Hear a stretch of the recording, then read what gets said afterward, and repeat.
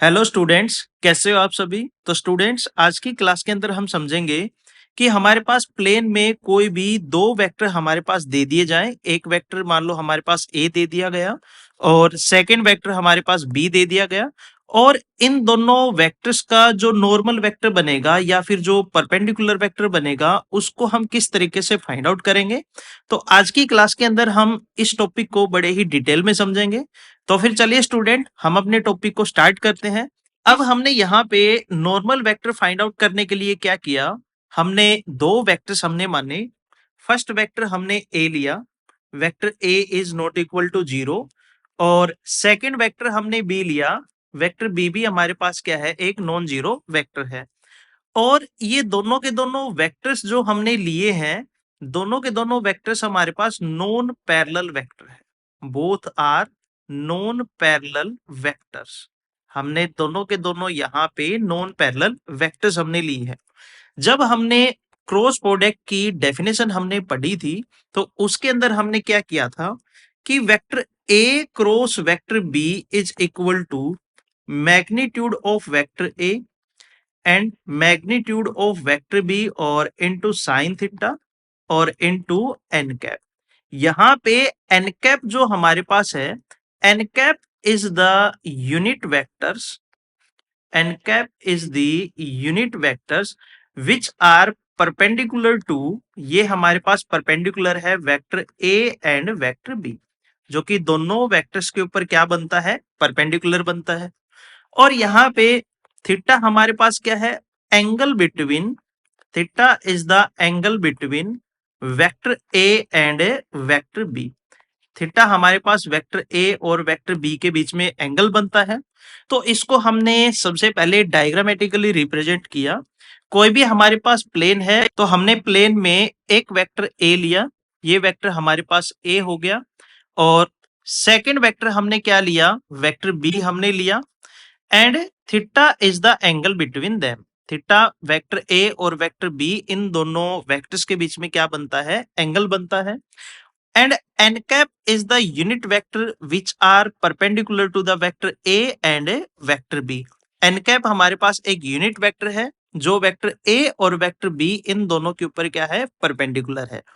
अब रही बात वेक्टर जो एन हमारे पास है इसके डायरेक्शन की, तो जब हमने वहां पे राइट हैंडेड सिस्टम हमने पढ़ा था, तो अगर इसको हम एंटी क्लॉकवाइज डायरेक्शन में मूव करके देखेंगे तो एन कैप की जो डायरेक्शन होगी वो हमारे पास अपवर्ड मिलेगी। लेकिन अगर हम इसको क्लॉकवाइज डायरेक्शन में मूव करके देखेंगे तो एन कैप की जो डायरेक्शन हमें मिलेगी वो डाउनवर्ड में हमें मिलेगी। ये वेक्टर हमारे पास क्या हो गया, एन कैप हो गया। तो हमने यहाँ पे क्या करना है, एन कैप की वैल्यू हमने फाइंड आउट करनी है कि एन कैप की वैल्यू हमारे पास क्या आएगी। तो हमने क्या किया, जो हमने vector A cross vector B हमने यहाँ पे रिप्रेजेंट किया है magnitude of vector A into magnitude of vector B into sine theta into N cap. तो यहां से हमने एन कैप की वैल्यू निकाली। N cap is equal to vector A cross vector B divided by magnitude of vector A into magnitude of vector B into sine theta. अब अगर question के अंदर हमारे पास वेक्टर ए और वेक्टर बी दोनों के दोनों वेक्टर्स हमारे पास गिवन है, और इन दोनों वेक्टर्स के बीच में जो एंगल बनता है थीटा वो भी हमारे पास गिवन है, तो हम इस रिजल्ट के अंदर हम पुट कर देंगे तो वहां से हमारे पास यूनिट वेक्टर जो एन कैप बना है उसकी वैल्यू हमें मिलेगी। और वो क्या मिलेगी, पॉजिटिव नेगेटिव साइन के साथ मिलेगी। पॉजिटिव मिलेगा तो हमारे पास डायरेक्शन जो है वो अपवर्ड में है, नेगेटिव मिलेगा तो डायरेक्शन हमारे पास क्या है, डाउनवर्ड में है। अब अगर इन केस थीटा की वैल्यू हमारे पास गिवन नहीं है और क्वेश्चन के अंदर हमारे पास एक वेक्टर ए दे दिया गया और सेकंड वेक्टर हमारे पास बी दे दिया गया, तो उस केस के अंदर हम एन कैप की वैल्यू किस तरीके से फाइंड आउट करेंगे। तो जो हमने ये रिजल्ट अभी अभी जो हमने फाइंड आउट किया है, तो इस रिजल्ट के अंदर जो डिनोमिनेटर में जो वैल्यू है, ये डिनोमिनेटर में वैल्यू रिप्रेजेंट करती है magnitude of vector A cross vector B. अब ये रिजल्ट हमें मिलेगा कैसे, हमने यहां पर रिप्रेजेंट किया है vector A cross vector B is equal to magnitude of vector A into magnitude of vector B into sine theta और इंटू कितना हो गया N cap. N cap is the unit vector. अब हमने यहाँ पे क्या किया, taking mod on both side या फिर हम मॉडुलस का कॉन्सेप्ट हम यहाँ पे यूज करेंगे।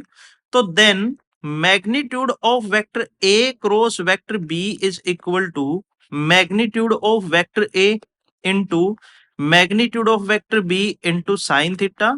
और जब हम एन कैप का मैग्नीट्यूड लेंगे तो वो हमारे पास क्या हो जाएगा, इक्वल टू 1 आएगा, क्योंकि यूनिट वेक्टर का मैग्नीट्यूड हमें पता है इज इक्वल टू 1 होता है अकॉर्डिंग टू द डेफिनेशन।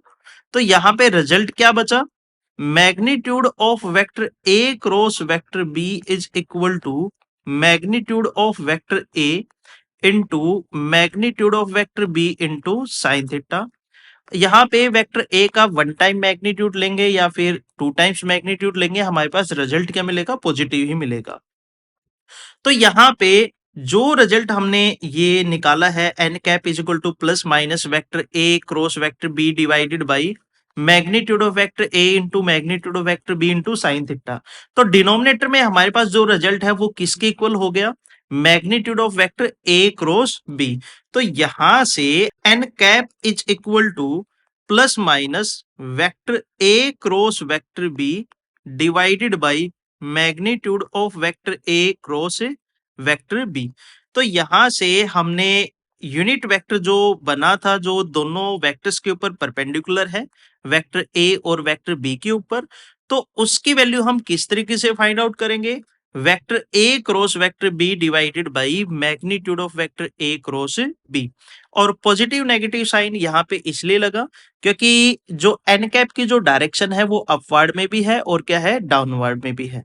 तो आई होप स्टूडेंट्स आपको नॉर्मल वेक्टर जो हमने फाइंड आउट किया है, प्लेन के अंदर हमारे पास कोई भी दो वेक्टर्स है, उन दोनों वेक्टर्स का नॉर्मल हम किस तरीके से फाइंड आउट करते हैं वो आपको अच्छे से समझ में आया होगा। अगर इस कॉन्सेप्ट के अंदर आपका कोई डाउट है तो आप कमेंट सेशन के अंदर कमेंट करके जरूर पूछिएगा। और जो इस चैनल पे नए हैं तो प्लीज चैनल को लाइक करें, शेयर करें, सब्सक्राइब करें और अपने दोस्तों के साथ भी शेयर करते रहें।